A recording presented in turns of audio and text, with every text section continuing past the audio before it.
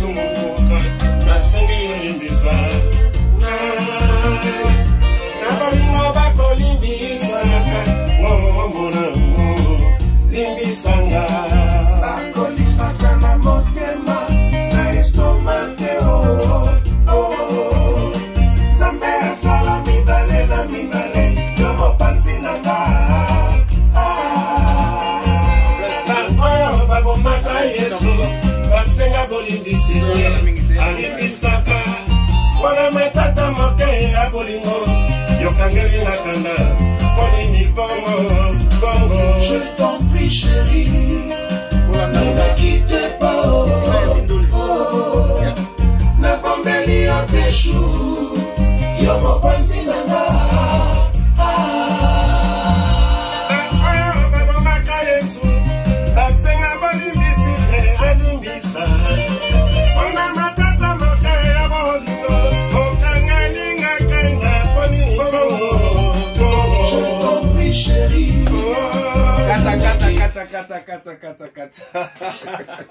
En tout cas, c'est un plaisir vraiment. En tout cas, chers amis, vous allez comme on a vraiment qu'on surprendre dans studio. Aïbagité que la roya pour na poser dans studio et si quand Mindule, bino bebika donc toza partout, autant qu'on l'a partout. Et on a eu vraiment cette occasion de venir ce soir pour surprendre dans studio na yosa la banzembo na. Yangwana toza vraiment nesengo makasi. This is the first time. Tous vous vraiment dans l'émission ici quand Mindule. C'est vraiment un plaisir, c'est un honneur parce que ça vraiment une grande star. Il y a Mboka Nabiso, un grand animateur, un grand danseur, donc Makamu tout, un bon musicien, donc Makamu surtout à danser. Il s'appelle Big One Juna Mumbafu. Alors il est Mboka Aliawa. Bonsoir Juna. Bonsoir Esika. Ah bon nuit. Ouais très bien. Ça va. Voilà, c'est un plaisir vraiment. C'est la première fois que tu as l'émission Nabiso, mais il a vu comment on a musique, n'est-ce pas? Ouais, na landa ngo pesa émission très bien. Donc na landa ngo ngakutu ndemu teza plaisir à maras que zo na kata studio na kamwe. Et puis à combrage na ligne penate. Bon, ils ont on a brrr robi. Je fais ça pour la Nando Jandom. Berli Jogo à Saline Soto ya awale. Donc Berli Jogo to pesi mote donc the King of Events donc les 12 les 12 février 2022. Soirée La Rose avec Berli Jogo, le King of Events. Voilà donc, Juna. Ouais. Donc, tu n'as pas de studio. Je vais te présenter parce que les gens te connaissent déjà. Donc, déjà qui est Big One Juna Mumbafu. Donc, tu n'as pas de studio. Le studio, c'est quoi ça? Vous voyez quand vous mixez, vous avez la bande, vous avez aidé, vous avez la bande. Donc, on a que ça là, moi, acoustique, au début, système de commis. Moi, guitare, moi, acoustique, na kati, mais. Moi, le laga likolo. Ah, ok. Donc, ton gars, il a la moi propre. Il dit, il faut que ça soit un remix. Et en gros, moni, nous avons eu année. Les ali album Oyo. Nous avons eu un album Oyo. Yanga ya liboso na binisa. Donc, année. Et puis, moko wana kaka. Ah, ok. Album wana. Yangwana suturé. Nous avons eu année. Zolo na zolo. Ah, donc, à part Nani Nzembo wana, oya yo moko suturé l'album na yo wana. Bah si vous remix na ngolo sala siko. Na celle ba remix mususu abanze mususu ça na Pierre Bakoba net ba keba na mo pépé ba Swabila donc Pesa Wax et puis na reprendre ni la rumba. Oya pampa a rumba. Yeah. On les a favoris parce que les balinga. Donc na bandeli yango et puis na bandeli nzemo mo ya on est à surprise. Enfin, ils ont un remix déjà, mais ils ont surprise. Ils ont surprise, on appelle les surprise. Et puis, même, ma papa va botter dans la musique. Mais nini, à quel point on nzembo oyo yé azalakite. Mais bah yé dit qu'il y a un autre. Il y a solo, hein. En tout cas, c'est un plaisir, maman. Mais quand tu as signé un album, ils ont combien de titres? Les albums, tu sais. Bon, en fait, moi, remix, mon n'est pas tout qui est acoustique. Surtout le grand comme surtout pesa au commoni. Quand tu as signé un album, tout n'a pas na batu. Tout pesa au commoni. Ah. En titre, ils ont l'antenne. Ils ont acoustique, mais ils ont l'antenne. Donc, ils ont acoustique, tu sais. Ce que tu as tout pesa au commoni. Non, c'était Ferregola. Ferregola pesa acoustique. Pour ezala déjà. Bon, si vous surtout le nzemo likamo pe ezala mais remix ndemu tezala déjà. Mais ce que tu le gaso mususu. Na bato yo ya moi bayebi moi écriture batanga mbama kama moto to pesa ngo kombo nini. Ah OK, c'est que bato zotala bino moboyo gita alors que to pesa ngo kombo nini. Oyo za na kombo moko boye otindeli biso na message wana bien otinde obi obengi biso to website juna comme ça bon pesa titre ya enfin ya acoustique remix wana ezo bima mikolo. Ouais, elo pesa eza bien siko ezali ke elo moko bima siko na London bala liboso. Antinga na kota studio na London. Na côté studio pour na sala moi remix wana il y a 4 ou 5 chansons et pour faire la moi qualité là. Chiko et Obimaka. En tout cas 6 décembre bimi. Ah donc avant ma fête ah donc on a donc fait donc Moutino on se retrouve na piste à Oyoka pays. Ah donc on va parler libanga quoi. Ah donc azana piste à Oyoka. C'est que quand ça moi stream na habité il y a moi et le moi li papa t'es mon 15 li papa ka yo muke. Problème est c'est qu'on va faire tozozonga siko tozona moi pe muke na Sepela TV na biso bino webi kaka donc ezala kitoko mingi koyeba que ba Boss Brothers bazana sima azosala makambo bien na yebi que tonton aimé pe aller aimé bosser en peine donc couleur des stars to piso pe mbote donc on est ensemble bino webi kaka. Allez, à tout à l'heure.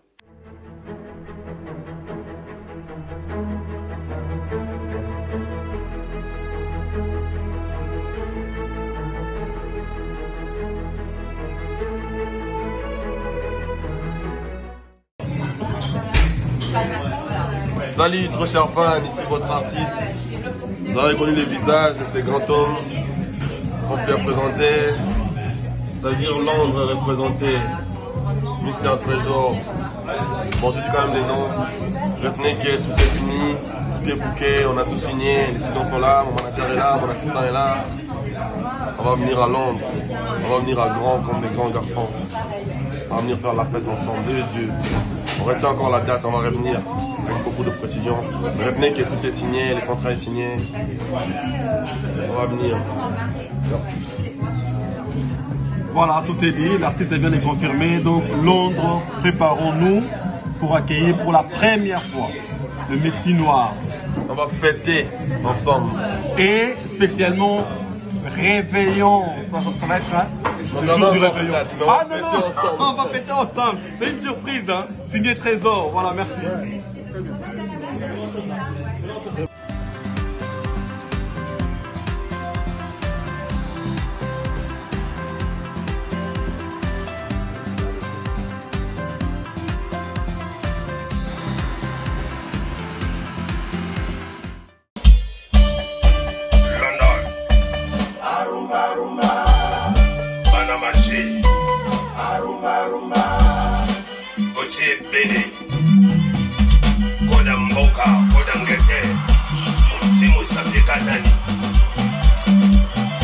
Jean-Louis Mérita, Papa Sentinelle. Didier Mwama, Fasiki, Janine Histoire.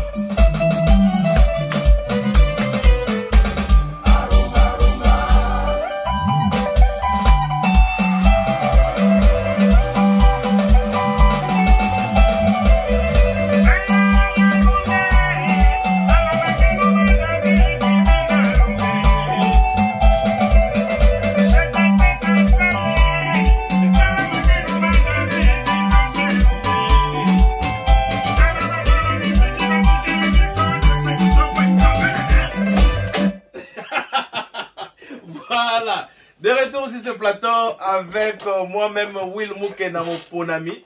Et si quand on est ensemble, c'est la famille toujours. Toujours dans le studio avec notre star. On va bien Juna Mumbafu, Big One. Donc, dans le studio. Bino bato bolingi mabanga ta yango yo aza na kata studio bo benga ngai bo benga Berli Jogo bo benga Juna Mumbafu ye moko bozo mabanga na bino ya sûr parce que ta ezali nano donc azo siko akomi siko kofanda siko mabanga ta yango yo bo benga bozo libanga na bino donc c'est vraiment très important bo sala ngote aza na kata Londres bana Londres bana Londres ya magie donc bon ça la tour donc le obika mabanga après ça les bimi ba boki yote comme yo a boka nga été donc bon ça la tour donc ba Jean-Jacques 2 mais Lydie 2 mais Tutungo commandant Cousteau bino boyebi kaka Jewana powerful team tout ça qui toko makasi no boyebi voilà donc on continue notre émission tolobi sikoyo studio a ozali eza ya mundele eza ya yo eza ya nani studio na au place wali eza ya nani eza ya congolais. Eza ya congolais. Non, c'est pas possible. Eza ya congolais. Donc studio ne devant dire eza ya congolais. Eza ya congolais, eza ya Michel. Oh, ya solo. Ouais, eza ya Michel congolais. Congolais moko bien structuré. Donc net avant bisoto banda ba mindelo mutu bazala ki ya reggae. OK. Ba anglais. Bon, nako lisolo to beton sima parce que na participé pe na chanson na bango. Ah OK. Parce que na kutende soliste abetela ngai na limousine ndako travailler na bango. Et là basengi le boko nanga. Ah OK. Na surprendre bango ka. Et là. Mais na moni pe limousine pe azala ki awa. Yé pe aska a aider pe na musique na yo to ndenge. Oui, oui, azali net idea. Et puis azali ingénieur de son. OK. Baza na mundelo azo travailler ba mbale donc ba osala quoi. Ah OK. Limousine kabange to pe sur moto place aux ali.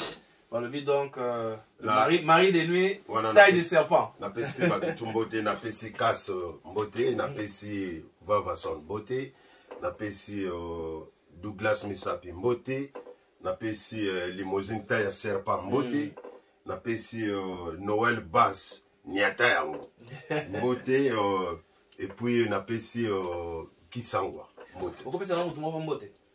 Papa Voilas, papa ma voila. Ah, papa Voilas, nous y a vieux Voilas, ma voila somo. Bien salut moi. Voilà, donc on continue toujours dans l'émission la biso. Tu es vraiment donc en tout cas l'émission biso ma camille donc la émission ya mukuse kaka. Mais nazaki vraiment na émission moko et na question moi le retour na parce que c'est vraiment exactement la une au makambo ozo leka na communauté na biso ezala na awa ezala enfin ça to baka na diaspora oyo to mona ki nani ndeko na biso wera concert na ba anulaki yango et puis concert ya Grand Moparo Kofi Olomide pe oyo alinga ko mingi donc to mona pe concert na ezaki annulé mais bon wera pesi ba argument na ye Kofi pa pesi argument na ye et puis nani waze ko pa pesi pe ye ba biki enfin ba kati yango pona ba raison moko boy mais ba combattant ba lobi ke ezali bango nde basali ke po ebetate siko yo pe oza siko artiste pe oza pe na diaspora awa ozomona la situation na ndenge ni ne mamuso ezoleka ndenge ba communauté dans kati ya communauté diaspora ekomi ko panzana tozo panzana o ba ke koto pour na yo siko situation ozomona ondeni oni eza question mo bien eza bien makasi likambo nyonso eza na suka na likambo tu ya na suka na mais suko ya bien ya oya nzambe solution ya bien tozwa nga pa nzambe to biso ba artiste musicien tozo souffrir na mitema na biso pour musala etambola ndenge oyo ekoki kotambola voilà ba combattant bazo souffrir na ba idée oyo malamu ba idée oyo bango bazana yango pona mboka ndenge zalela bango pe ba souffrir do biso nyonso bana Congo tozo souffrir to tata bana alors nous avons appris sa solution mais solution on a l'air oya monguna oya oya pour alongola ngo tozonga biso na passion tozana ngo ezala passe la souffrance et la préparation du bonheur. Voilà. Tout à fait. Et un petit message à sympathie par Wera, Kofi, Wazé quoi? Vraiment, le grand Mopao, son ambeli, Weranson, na baninga mesusu. Souci à mingi pour Nyoso, Oyo, il n'y a en France, il est quitté. La raison Oyo, tant suspect ali, raison autre je l'en solution. Na mi coloca tant sur 2, 3 jours, 4 jours, une solution. Kaka son zambani. Voilà. Et nzambe ya bolinga parce que eko kende tisukati. Tolobi la souffrance et l'axarabatu malamu moko liboso soki malamu wana ye moye boni ngozonga so na souffrance wana ezala te et c'est ça donc clé nango eza kaka la souffrance et la préparation du bonheur. Voilà, vraiment tosenga na biso tu motema na biso ezonga ndenge ezalaki liboso ebe ana likolo tina se so tolingani mabe kozala pasi bando tala biso musika yango elonga na kokoloba nzamba osala biso nyonso tu pasi oyo toya nango pasi oyo toyoki en tout cas eosila nango. Voilà, en tout cas na sepeli mingi vraiment la sagesse na yo na ni même mateke ko pesa réponse ki toko makasi bo en tout cas c'est sûr nengo pesi boye et apaiser vraiment ba motema te ya solo bolingo nzamba opesa biso bolingo wana nzamba opesa biso bolingo wana opesa biso pe kimia wana auzwa solution na likambo. Voilà, tout à fait. Quand on a lobi que nzamba opesa biso kimia opesa biso solution likambo yo likambo nyonso te za na ebandeli pesa na suka mais quand on a lobi suka ya bien ezala oya nzambe soki nzamba poni ke eloko wana ekoma na suka ezala ya bien koboma na ezala te koswana ezala te yokela ndenge ya bien alors totika temps na temps nzambe osala temps na eti ayebi que temps nini makambo wana yobonga donc nous sommes tous tira boka nzambe. Voilà, donc tokomi presque à la fin ya émission na biso tolingaki sikoyo avant tokabwana tokotape na kati ya boot tout le monde a vraiment pas de travailler mais c'est pas ça bobo et ça ils sont malades mingi mais ceux qui ont quelques batteurs peut s'emboter avant tokotape bon la simato que na mpona oh donc on appelle si ba fanatique ya bonne musique nyoso mbote donc bozala motema penza ya kokita bozala motema ya kokita na yebi ki bona ozela foudre ya na ngambo ya na Panama ya na maboko ya les grands maestros Niboma avec Kai Madoka avec Chuchuche donc tout le monde avec et puis bateau na bango to sa na bango awa balimo ba Noël ba Douglas ba Vabason Gaz bisotu donc foudre za na ngambo siko oyo bozwa kombo nango ne bino oyo bozwa weza remix bino bolobi nini bino bolingi nini bino bolingi kombo nini kabutu yango na pesi bino nyonso mbote na lingi bino to et surtout na kobosana te Timo Sapie Katani koda ya Angleterre Gauthier Bele Jean-Louis Merita Ofasiki London Aruma Banamaché. Voilà, chers amis, bino webiraka ambiance est toujours dans la studio avec Yemoko Babengi Juna Mumbafu. Et je profite aussi de l'occasion pour dire bonjour à tous mes amis au besoin de Sikoyo. Donc ceux qui vont dire que bon t'as la émission OET et ça la biso passe makasi parce que Juna Mumbafu Sikoyo comme vraiment donc motuna biso vraiment donc il y a London Sikoyo. Donc comme vraiment donc résident à la London City. Donc bon vraiment donc et belé ya kolanda émission oyo ezo les canabi que au bozolanda siko na live oyo berli ache mais boy ba ke esika ya mindule za chaque samedi et kozonga chaque samedi avec Nali Moko donc bozala maele quoi. Voilà donc ma salutation c'est Kassiga donc ma salutation na batutu na yebi ke équipe internationale Martin Sekudimana Kawakubu aussi Mombongo DJ Bling Bling DJ Serge Badiama balobi DJ oya Bling Bling ya mandefa kitoko wana Bling Bling on est ensemble.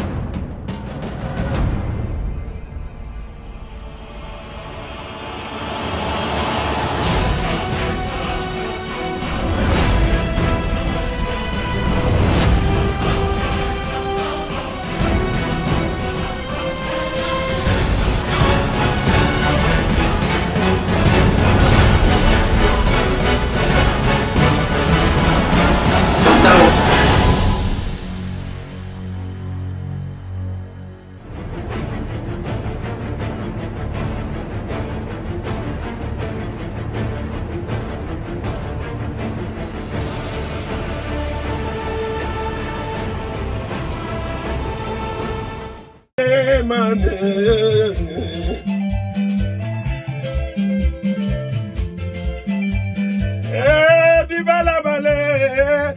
la balé, mbale pare. Bikwela kwele, mbale pare. Viva la balé, liba. Voilà. On les ambiances na kati ya studio. Il y a Juna Mumbafu. Donc, vous allez à la carte de studio Juna Mumbafu. Mais Juna Mumbafu, et là, question avant. Tout ça, c'est une émission. Et là, on a tout dans le psycho. Aujourd'hui, c'est un budget. Il y a Moutoumou qui est Simana. Qui est derrière toi? Donc, ça, tout ça, budget na Omoko. Tiens, il y a un autre boloba. Ah, on a vu que nous avons associé à même les producteurs congolais, Bazonga. Nous avons fait sa solution placée à combattant, nous avons fait sa solution placée à Bissoba, mais c'est à sa solution à Mboka. Même na bakonzi ya Mboka. Nous ezali comme sous le monde ya malamu, batumsu ba monde mabe. Comme sous mabe, moto ba teke comme on ya mabe. Ce qu'on zamba pour la mutunyo so miso, afuna mutunyo so motema na matoi.